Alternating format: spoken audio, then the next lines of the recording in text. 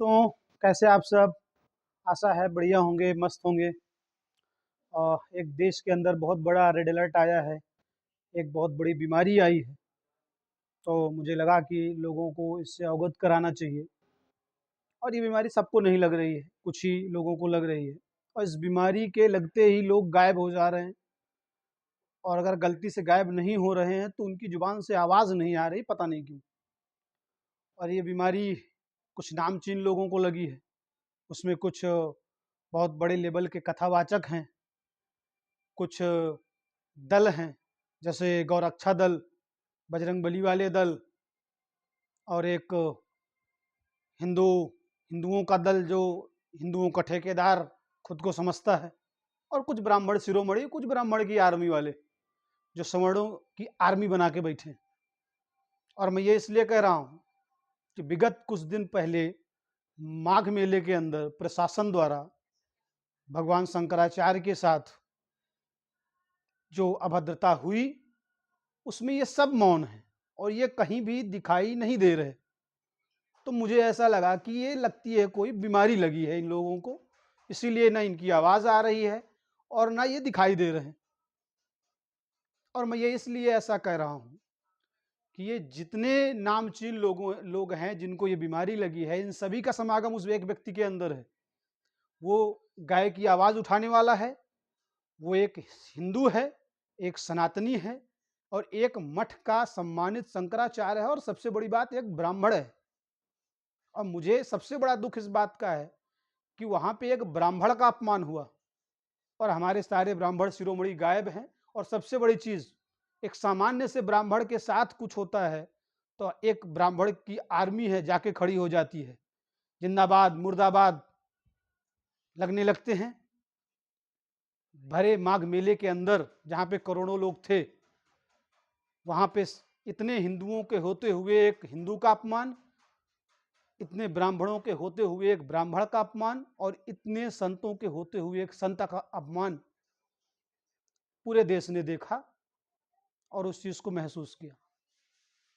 लेकिन जितने ठेकेदार बने बैठे हैं, शिरोमणि बने बैठे हैं, जितने बड़े बड़े कथावाचक हैं जो 150-150 किलोमीटर पैदल चलते थे हिंदुओं को पकड़ के जगाने के लिए, उठो सालो उठो, नहीं तो मुसलमान हमें खा जाएगा, पाकिस्तान मिसाइल मार देगा, जागो, चलो पैदल, पांव के छाले दिखाए उन्होंने, उनका भी कोई अता पता नहीं।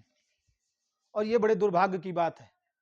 और मुझे लगता है कि अगर ये लोग बोल नहीं पा रहे हैं तो ये विशुद्ध किस्म के नपुंसक हैं, या तो उनको डर लगता है, या तो फिर जिस व्यक्ति के विरोध में वो शंकराचार्य खड़े हैं उस व्यक्ति से इनकी दाल रोटी चल रही है। क्या ही किया जाए, अगर उनकी चाटने से इनकी चमक रही है तो ये बिल्कुल नहीं बोलेंगे। हकीकत ये है, ना किसी को गाय से मतलब है, ना किसी को ब्राह्मण से मतलब है, ना किसी को हिंदू से मतलब है। सबको अपनी अपनी रोटी सेकनी है और सब एक दूसरे को चूतिया बनाने की होड़ में लगे हैं। कोई कह रहा है वो शंकराचार्य नहीं है, वो कांग्रेस के चमचे हैं, कांग्रेस के एजेंट हैं। शायद मुझे भी कुछ लोग ये बोलें कि ये भी कांग्रेस का एजेंट होगा। तो मैं उन व्यक्तियों से एक सवाल करना चाहता हूं कि उस एक व्यक्ति ने ऐसा कौन सा काम किया है जिससे लोगों को लग रहा है कि वो कांग्रेस के एजेंट है। वो गाय की बात कर रहा है, वो हिंदू की बात कर रहा है, वो संत की बात कर रहा है, वो धर्म की परंपरा की बात कर रहा है।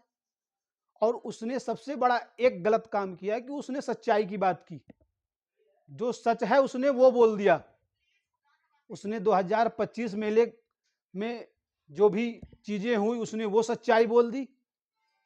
आप गाय के नाम पे आते हैं लेकिन फिर भी गाय कट रही है, गाय कट रही है, ये बड़ी बात नहीं है।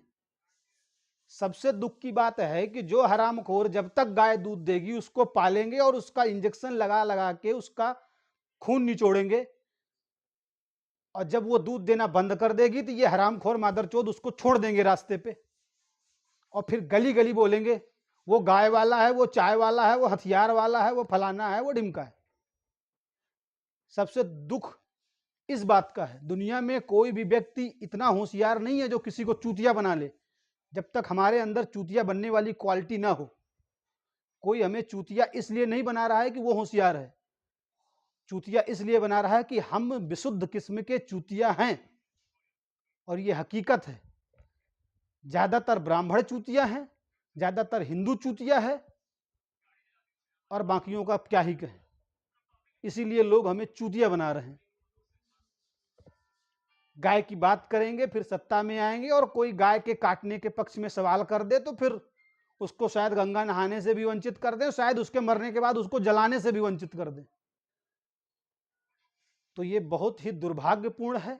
अब कोई कहे ना कहे, लेकिन मुझे ये सुन के बहुत दुख हुआ और मुझसे बर्दाश्त नहीं हुआ, तो इसलिए मैंने इतनी सी बात कही। अगर किसी को ये नामचीन व्यक्ति इस बीमारी से ग्रसित अगर दिख जाए तो उन्हें हिंदू ट्रामा सेंटर में भर्ती कराएं, शायद वहां से उनका इलाज हो तो उनके मुंह से आवाज है और वो हम लोगों को दिखने लगे। हमारे ब्राह्मण शिरोमणियों से तो अच्छा वो चंद्रशेखर रावण है।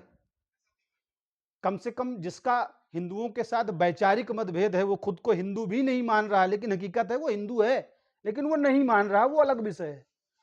उसका शंकराचार्य जी के साथ वैचारिक मतभेद है, लेकिन फिर भी उसने इस दुर्भाग्यपूर्ण व्यवहार का विरोध किया, और लोगों के सामने आके उसने ये बात कही कि जो उस प्रतिष्ठित सम्मानित व्यक्ति के साथ हुआ, प्रशासन ने, शासन ने गलत किया। लेकिन जो हमारे ठेकेदार हैं, जो हमारे शिरोमणि हैं, उनके मुंह से एक आवाज नहीं आ रही, क्योंकि ये बहुत ही गंभीर बीमारी से ग्रसित हैं। तो मेरा एक ही निवेदन है कि अगर कहीं भी ये दिख जाए तो इनको तुरंत ट्रामा सेंटर में भर्ती कराएं और एक अच्छे चिकित्सक से इलाज कराया जाए, जिससे शायद ये ब्राह्मणों के लिए मुंह से आवाज निकाल सकें, गाय के लिए आवाज निकाल सकें, और इन सभी के पक्ष में बोलने वाले के लिए भी शायद निकल के ये सामने आए और उनके मुंह से आवाज निकले। धन्यवाद।